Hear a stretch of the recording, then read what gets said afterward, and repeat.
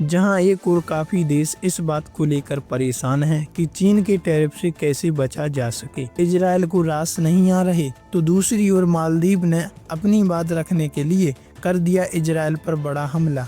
आइए समझते हैं क्यों ऐसा किया गया और क्या इजराइल अमेरिका का सपोर्ट लेकर कुछ करेगा। बहुत कुछ है इस समय जियो पॉलिटिक्स में, आइए जानते हैं। खबर सामने आ रही है कि मिडिल ईस्ट में इजराइल हमास के बीच जारी युद्ध का असर साउथ एशिया के मुस्लिम देशों पर भी देखने को मिल रहा है। गाजा में इजराइल लगातार बम बरसा रहा है तो वहीं पाकिस्तान, बांग्लादेश और मालदीव अलग अलग तरह के इसका विरोध कर रहे हैं। मालदीव ने इजरायली नागरिकों को अपने देश में एंट्री पर प्रतिबंध लगा दिया है, जबकि बांग्लादेश और पाकिस्तान में गाजा युद्ध के खिलाफ बड़े पैमाने पर विरोध प्रदर्शन हुए हैं। इसको लेकर मालदीव ने इमिग्रेशन लॉ में बड़ा बदलाव किया। गाजा पर हमले के विरोध में मालदीव ने इजराइल पर बड़ी कार्रवाई करते हुए उसके पासपोर्ट धारकों को देश में प्रवेश से रोकने का ऐलान कर दिया। मालदीव ने अपने आवर्जन कानून में बदलाव किया है। मालदीव के राष्ट्रपति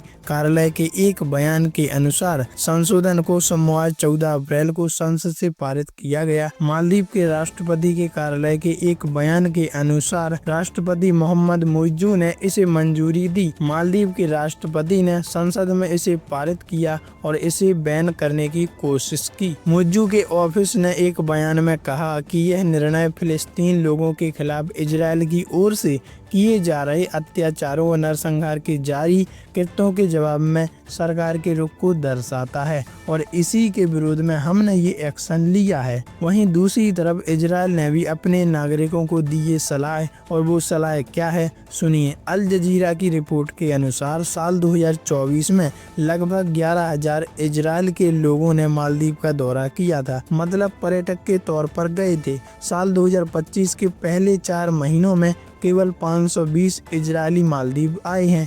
यह आंकड़ा 2024 के इसी समय की तुलना में 88% कम है। इजराइल ने अपने नागरिकों से मालदीव छोड़ने का आग्रह किया। इजरायली विदेश मंत्रालय ने बयान जारी कर कहा, मालदीव में रह रहे इजरायली नागरिकों को देश छोड़ने पर विचार करने की सलाह दी जाती है। वो ऐसा कर भी सकते हैं, क्योंकि अगर वे किसी भी कारण से संकट में पड़ जाते हैं तो हमारे लिए उनकी मदद करना मुश्किल हो जाएगा। ये वहाँ के नागरिकों के लिए है जो मालदीव में रह रहे हैं। वहीं बांग्लादेश का हाल आपको पता ही है, सड़कों पर प्रदर्शन हो रहा है, माइनॉरिटी वर्ग को परेशान किया जा रहा है, उन पर हिंसक अत्याचार हो रहे हैं। वहीं दूसरी तरफ पाकिस्तान में यही हाल देखने को मिल रहा है। कभी बलूच आर्मी ट्रेन को हाईजैक कर रही है तो वहां की आर्मी, तो कभी वहीं की आर्मी अपने प्रधानमंत्री को जेल में डलवा रही है। इस तरह की गतिविधियां दोनों देशों में देखने को मिल रही हैं, जो पूरे विश्व भर में एक अलग आईना दिखाती हैं। वैसे आपकी इस बारे में क्या राय है, कमेंट में लिखकर जरूर बताइएगा।